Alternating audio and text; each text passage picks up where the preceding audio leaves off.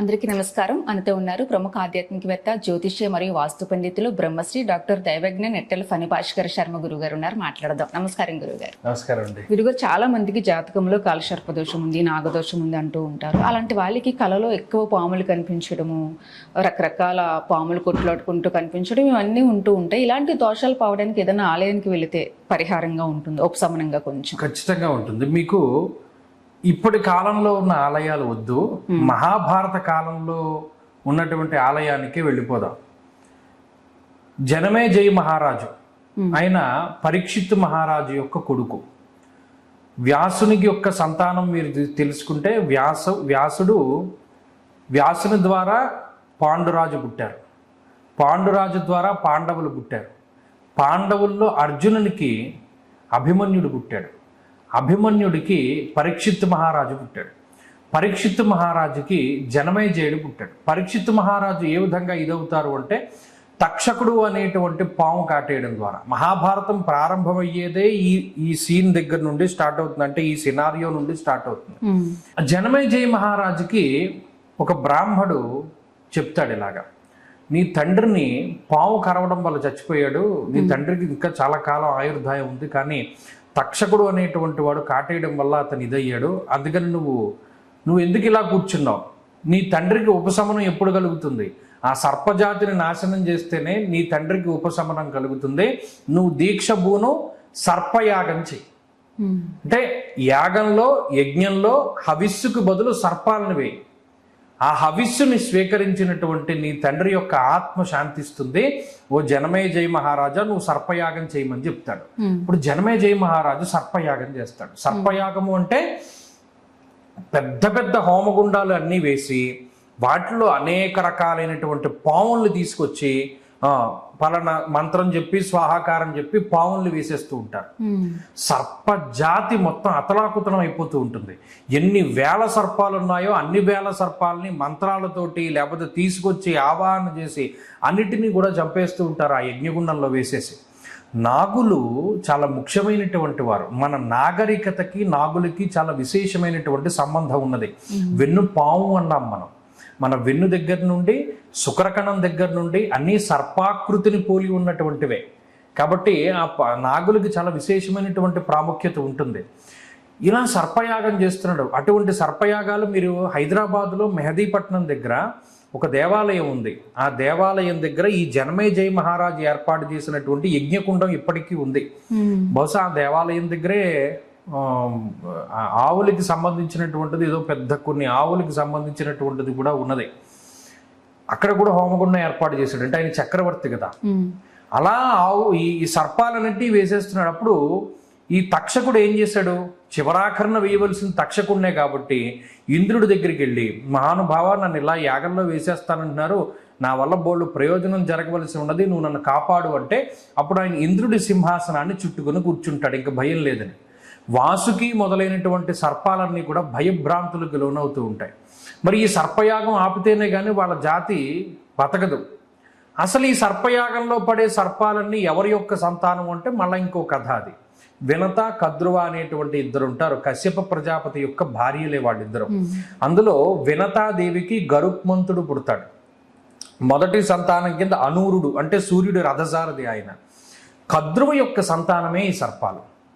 ఈ కద్రువ ఇచ్చినటువంటి శాపం కొన్ని సర్పాలకు ఏం శాపం ఇస్తుందంటే, నువ్వు నేను చెప్పినటువంటి చేయలేదు కాబట్టి మీరు హోమగుండంలో పడి మరణింతురుగా కానీ శాపం ఇస్తుంది.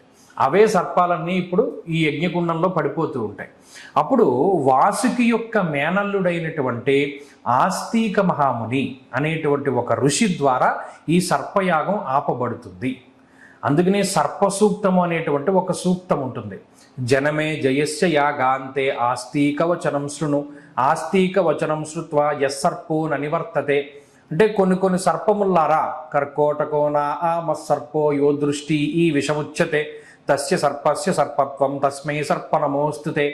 జాతకంలో మా దగ్గరికి వచ్చినటువంటి వాళ్ళ దగ్గరికి సర్పదోషాలు, కాలసర్పదోషాలు, లేకపోతేనేమో మేము పావును చంపేసామండి, ఒక పెద్ద పావును చంపేశాము, అనుకోకుండా మా బండి కింద పడి పాము చచ్చిపోయింది, లేకపోతేనేమో అనుకోకుండా ఒక పుట్టని మేము ఇది చేసాము, ఇలా సర్పాల వల్ల మాకు అనేక బాధలు వస్తున్నాయి జాతకంలో కానీ నిజ జీవితంలో కానీ అనుకునేటువంటి వాళ్ళ చేత మేము ఏం చేస్తామో ఈ సర్ప సూక్తంతో అభిషేకం చేస్తాం.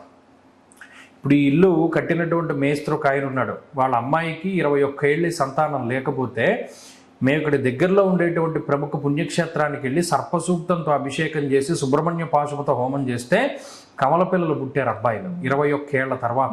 క్లాస్ టైం కూడా చెప్పారు. అది అంత శక్తివంతమైనటువంటి మంత్రాలు అన్నమాట. అంటే ఈ సర్పయాగం ఎక్కడైతే జరిగిందో భారతదేశ వ్యాప్తం మీద, ఈ సర్పయాగం మొత్తం మీద అతిపెద్ద యజ్ఞకుండలి ఏర్పాటు చేసినటువంటి ప్రాంతం పేరు ఏంటి అంటే పెనుమేధము అన్నారు. పెనుమేధము అంటే పెద్ద యజ్ఞం జరిగిన ప్రాంతం. పాలకొల్లుకి సరిగ్గా 5 కిలోమీటర్ల దూరంలో పెనుమేధము, ఇప్పుడు కాలక్రమేణా పెనుమదంగా మారినటువంటి ఒక ప్రాంతం ఉన్నది. ఇప్పటికీ ఆ యజ్ఞకుండాన్ని మీరు చూడొచ్చు. అదే ప్లేస్లో ఇప్పుడు ఒక పెద్ద చెరువు తవ్వి ఆ చెరువులో నీళ్లు బట్టి అందరూ కూడా వాడుకుంటూ ఉన్నారు. ఈ పెనుమేధం అనేటువంటి ఊరిలోనే కొన్ని లక్షల సర్పాలని హోమం చేసేశారు. ఇన్ని లక్షల సర్పాలు హోమం జరిగింది, అన్ని పాములు చచ్చిపోయాయి ఇక్కడ.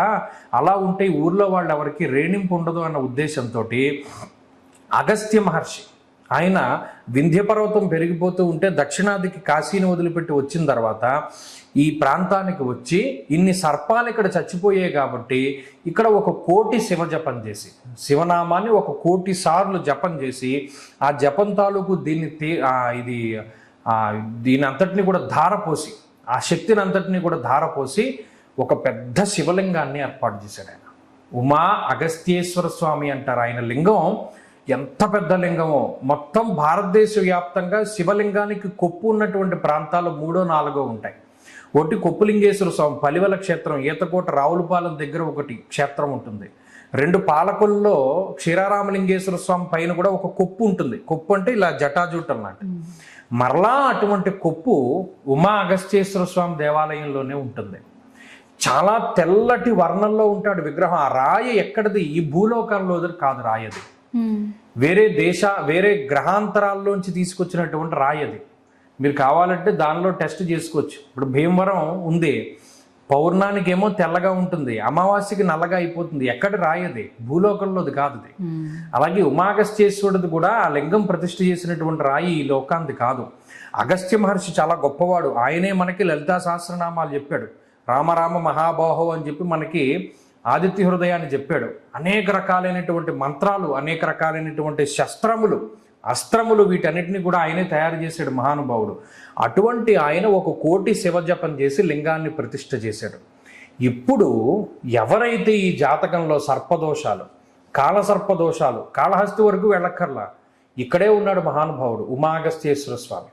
ఈ సర్పదోషములు, కాలసర్పదోషములు, పామును చంపినటువంటి దోషములు, సంతానం ఆలస్యమవుతున్నటువంటి వాళ్ళు, గర్భస్రావం అబార్షన్స్ అవుతూ ఉన్నటువంటి వాళ్ళు, పాములు కల్లోకి వస్తున్నటువంటి వాళ్ళు, బళ్ళు కార్ల మీద పాములను తొక్కేసినటువంటి వాళ్ళు, పుట్టల్ని పాడు చేసినటువంటి వాళ్ళు, వాసయోగ్యమైనటువంటి ప్రాంతాన్ని పాముని దాన్ని అక్కడి నుండి గెంటి వేసినటువంటి వారు ఎవరున్నా సరే ఈ దేవాలయానికి వచ్చి ఆరుద్ర నక్షత్రం రోజున ఎవరైతే అభిషేకం చేసుకుంటారో వారికి ఈ దోషాలన్నీ పోతాయన్నాడు.